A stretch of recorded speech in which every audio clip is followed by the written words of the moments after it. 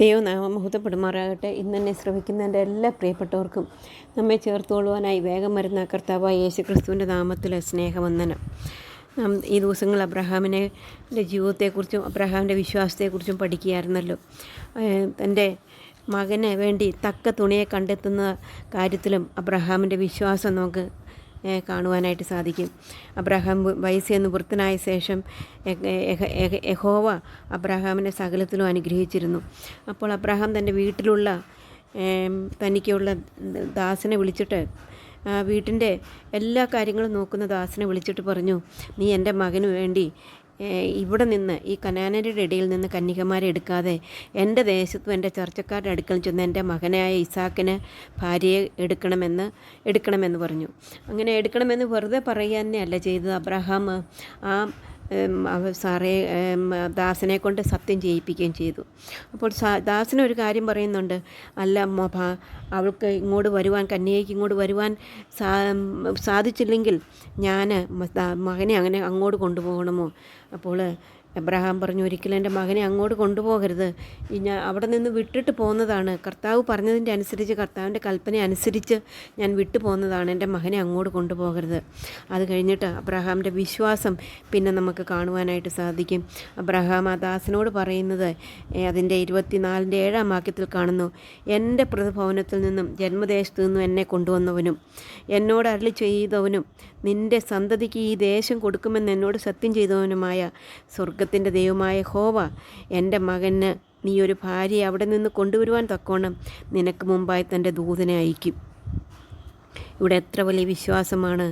ദൂതനെ അയക്കുമെന്നുള്ളത് പോലും വെറുതെ ചില കാര്യങ്ങൾ നടക്കുമെന്നല്ല പറയുന്നത്. ഒരു ദൂതനെ അയക്കേണ്ടി വന്നാലും ആ ദൂതനെ അയച്ച് എൻ്റെ കാര്യം നടത്തിത്തരും എന്നുള്ള വിശ്വാസം. അതാണ് പ്രിയ സഹോദരിമാരെ, പലപ്പോഴും നമുക്ക് കടുകുമണി പോലും ഉള്ളിടത്തോളം പോലും വിശ്വാസമില്ല, ചെറുതുപോലും വിശ്വാസം അത്രയുണ്ടെങ്കിൽ അനേക കാര്യങ്ങൾ നടക്കും.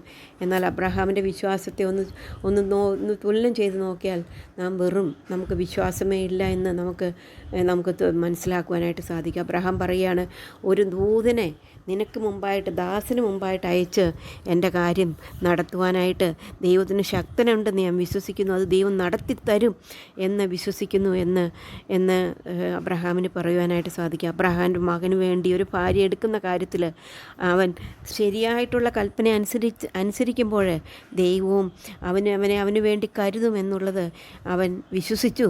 അത് ദാസനോട് പറയുകയും ചെയ്യുന്ന നമുക്ക് കാണുവാനായിട്ട് സാധിക്കും. നിനക്ക് മുമ്പായി തൻ്റെ ദൂതനെ അയക്കും, എന്നാൽ സ്ത്രീക്ക് അവനോടുകൂടെ വരുവാൻ മനസ്സില്ലെങ്കിൽ നീ എൻ്റെ സത്യത്തിൽ നൊഴിഞ്ഞിരിക്കും, എൻ്റെ മകനെ അവിടേക്ക് കൊണ്ടുപോകുക മാത്രമരുത്. അങ്ങനെ ദാസൻ പോയി. നമുക്കറിയാം, ദാസൻ്റെ മുമ്പായിട്ട് അവിടെ കാര്യങ്ങളെല്ലാം ക്ലിയറാക്കി കൊടുത്ത് അവിടെ ആ സ്ഥാനത്ത് തന്നെ നിന്നിട്ട് അവൻ ദൈവത്തിൻ്റെ മുമ്പിൽ ചോദിക്കുന്നുണ്ട്. ഈ ദാസൻ അവൻ 12 വാക്യത്തിൽ, എൻ്റെ ദാസനായ അബ്രഹാമിൻ്റെ ദൈവമായ യഹോവേ, എൻ്റെ യജമാനായ അബ്രഹാമിനോട് കൃപ ചെയ്ത് ഇന്ന് തന്നെ കാര്യം സാധിപ്പിച്ചു തരണം. ഇതാ ഞാൻ കിണറ്റിനരികെ നിൽക്കുന്നു, ഈ പട്ടണക്കാരുടെ കന്യമാർ വെള്ളം കോരുവാൻ വരുന്നു. അങ്ങനെ ആ അബ്രഹാമിൻ്റെ ദൈവത്തിൽ വിശ്വസിച്ചുകൊണ്ട് അവിടെ നിൽക്കുന്ന എലിയാസറിനെ, അല്ലെങ്കിൽ നമുക്ക് അബ്രഹാമിൻ്റെ ദാസനെ കാണുവാനായിട്ട് സാധിക്കും. ദൈവം പ്രവർത്തിച്ചു. അബ്രഹാം വിശ്വസിച്ചതുപോലെ ദൂതനെ അയച്ചു തന്നെ കാര്യങ്ങൾ ക്രമീകരിച്ച് ഇസഹാക്കിന് വേണ്ടി ഒരു ഭാര്യയെ, തക്ക തുണിയായ ഒരു ഭാര്യയെ, റിബേക്കയെ കണ്ടെത്തുവാനും അവളെ കൊണ്ടുവരുവാനുമായിട്ട് ദാസന് സാധിച്ചു എന്ന് കാണുവാനായിട്ട് സാധിക്കും. അബ്രഹാമിൻ്റെ വിശ്വാസം അത് പ്രവൃത്തിയിൽ കൂടിയായിരുന്നു എന്നുള്ളത്, പ്രവർത്തിക്കുന്ന വിശ്വാസമായിരുന്നു എന്നുള്ളത് നമുക്ക് മനസ്സിലാക്കുവാനായിട്ട് സാധിക്കും. അതിനുശേഷം പിന്നെ നമുക്ക് പിന്നെയും കാണുന്ന അബ്രഹാമിൻ്റെ സാക്ഷ്യത്തെക്കുറിച്ചാണ് നമുക്ക് ചിന്തിക്കുവാനുള്ളത്.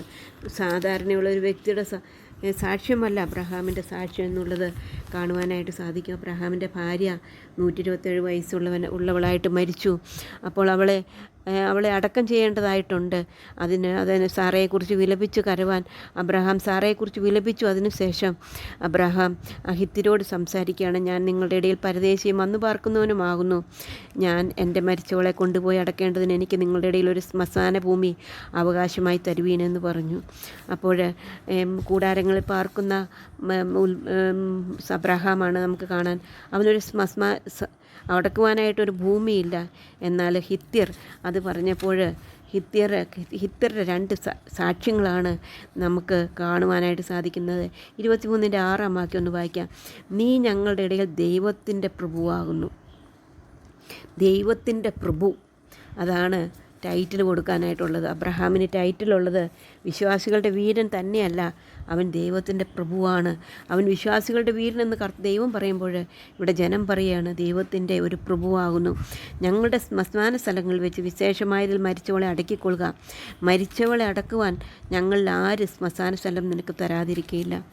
അത് കഴിഞ്ഞിട്ട് ഹിത്യർ പറയുകയാണ്, നീ ഇവിടെ ഏത് സ്ഥലമാണെങ്കിലും എവിടെ വേണമെങ്കിലും നിൻ്റെ മരിച്ചവളെ അടക്കാം എന്ന് അടക്കിക്കോ എന്ന് അവർ പറയുകയാണ്. അപ്പോൾ അബ്രഹാം സമ്മതിച്ചില്ല. അബ്രഹാം പറഞ്ഞു, എനിക്കതിനു വേണ്ടി ഒരു സോഹറിൻ്റെ മകനായ എഫ്രോനോട് അവൻ തൻ്റെ നിലത്തിൻ്റെ അറിയിൽ തനിക്കുള്ള മക്പോൽ എന്ന ഗുഹ എനിക്ക് തരേണ്ടതിന് അപേക്ഷിപ്പീൻ. നിങ്ങളുടെ ഇടയിൽ ശ്മശാന അവകാശമായിട്ട് ഞാനതിനെ പിടിപ്പത് വിലയ്ക്ക് വാങ്ങണമെന്ന് പറഞ്ഞു. ആ സ്ഥലം അവൻ സോഹർ മറ്റുള്ളവരുടെ മധ്യത്തിൽ നിൽക്കുകയായിരുന്നു. അവിടെ വെച്ച് തന്നെ അബ്രഹാമിനോട് പറഞ്ഞു, അങ്ങ് അത് ഫ്രീ ആയിട്ട് തന്നെ എടുക്കണമെന്നാണ് സോഹർ പറയുന്നത്. യജമാനെ കേൾക്കണമേ, നിലം ഞാൻ നിനക്ക് തരുന്നു, അതിലെ ഗുഹയും നിനക്ക് തരുന്നു, എൻ്റെ സ്വജനം കാണിക്ക് തരുന്നു, മരിച്ചവനെ അടക്കം ചെയ്തുകൊണ്ടാലെന്ന് പറഞ്ഞു. എന്നാൽ അബ്രഹാം അത് സമ്മതിച്ചില്ല. അതിനുശേഷം എഫ്രോൻ പറഞ്ഞു, ഇത് 400 ശേക്കൽ വെള്ളി മാത്രമുള്ള വിലയാണ്. അങ്ങനെ അബ്രഹാം എഫ്രോൻ്റെ വാക്ക് സമ്മതിച്ചു. ഹിത്യർ കേൾക്കെ എഫ്രോൻ പറഞ്ഞതുപോലെ കച്ചവടക്കാർക്ക് നടപ്പുള്ള വെള്ളി ശേക്കൽ 400 അവന് തൂക്കിക്കൊടുത്തു. അങ്ങനെ മമ്രയ്ക്കരികെ എഫ്രോനുള്ള മക്പോല നിലയും അതിൻ്റെ ഗുഹയും നിലത്തിൻ്റെ അതിർക്കകത്തുള്ള സകല വൃക്ഷങ്ങളും അതിൻ്റെ നഗരവാസികളായ ഹിത്യരുടെ മുമ്പാകെ അബ്രഹാമിന് അവകാശമായി ഉറച്ചു കിട്ടി. അതിൻ്റെ ശേഷം അബ്രഹാം തൻ്റെ ഭാര്യയായ സാറയെ കനാൻ ദേശത്തിലെ ഹെബ്രോൻ എന്ന മമ്രയ്ക്കരികെ മക്പോല നിലത്തിലെ ഗുഹയിൽ അടക്കം ചെയ്തു. ഇങ്ങനെ ഹിത്യർ ആ നിലവും അതിലെ ഗുഹയും അബ്രഹാമിന് ശ്മശാന അവകാശമായിട്ട് ഉറപ്പിച്ചു കൊടുത്തു. അവിടെ തന്നെയാണ് പിന്നെ അബ്രഹാമിനെയും മാത്രമല്ല ഇസാക്കിൻ്റെ ഭാര്യയായ ലേഹയെയും ഒക്കെ അടക്കുന്നത് ആ ഗുഹയിൽ തന്നെയാണെന്ന് നമുക്ക് മനസ്സിലാക്കുവാനായിട്ട് സാധിക്കും. അബ്രഹാമിൻ്റെ വിശ്വാസം എത്ര വലിയതായിരുന്നു, അബ്രഹാമിൻ്റെ സാക്ഷ്യം എത്ര വലിയതായിരുന്നു. അത് അവരെ പറയുന്ന ദൈവത്തിൻ്റെ ഒരു പ്രഭു.